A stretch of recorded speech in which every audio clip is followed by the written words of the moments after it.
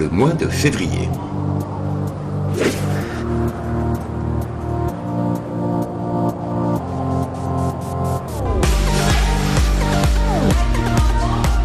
La salle de boxe Alexis Vastine a réouvert ses portes en septembre 2019. Le ring Charlumet-Anichois compte aujourd'hui une vingtaine d'adhérents. La cérémonie d'évaluation des gants de couleur organisée le mercredi 12 février témoigne de la vitalité retrouvée du noble art dans notre ville. Les parents sont venus nombreux assister au passage des gants de couleur. Cette séance d'entraînement particulière a permis d'apprécier les progrès réalisés par les apprentis boxeurs, de mesurer si les compétences sont acquises et les objectifs atteints. La professeure diplômée du RCHA, Jasmine Dejong, a expliqué le déroulement d'une séance d'entraînement type, puis a invité les jeunes boxeurs à démontrer la qualité de l'apprentissage pugilistique dispensé à Aniche. Saut à la corde, déplacement, esquive, l'assemblée a pu découvrir les nombreuses vertus de la boxe anglaise. Renforcement du cardio, de l'endurance et de la respiration, développement des réflexes, de l'agilité et de la coordination, évacuation du stress et amélioration de l'estime de soi, développement de la confiance en soi.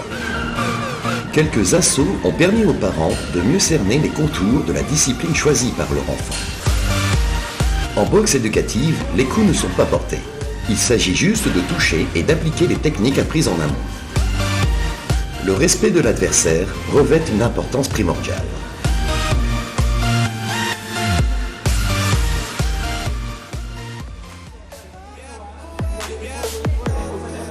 Le vendredi 14 février, les élèves de seconde du lycée Pierre-Joseph Laurent ont vécu une expérience qu'ils ne sont pas prêts d'oublier. Il s'agissait en effet de la journée handisport qui leur a permis de mieux comprendre le quotidien des personnes handicapées.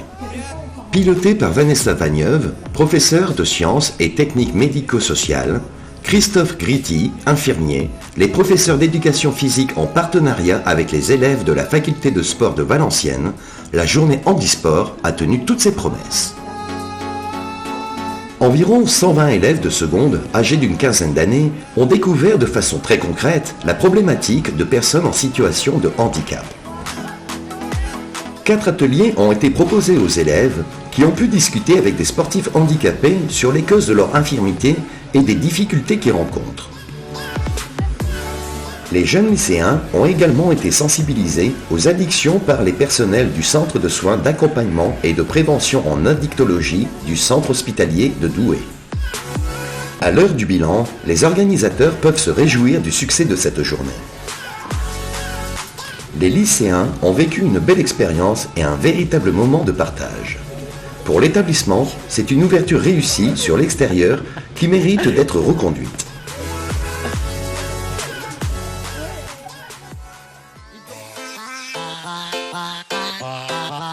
Invitée par la municipalité d'Aniche et le Sporting Club, une délégation de jeunes footballeurs de Bobingen, notre jumelle allemande, a séjourné dans notre ville les 21, 22 et 23 février.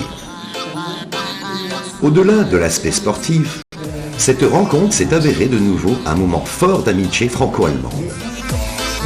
En 2017, une délégation de jeunes footballeurs du SCA s'était rendue à Bobingen pour participer à un tournoi international. L'échange avait été riche et chaleureux et les autorités anichoises s'étaient promis de rendre la politesse aux footballeurs allemands.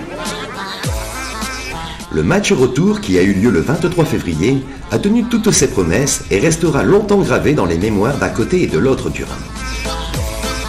Lors de la cérémonie d'accueil, le maire, Marc Aimé, a évoqué l'amitié franco-allemande et la célébration en 2019 des 50 années de jumelage entre nos deux villes.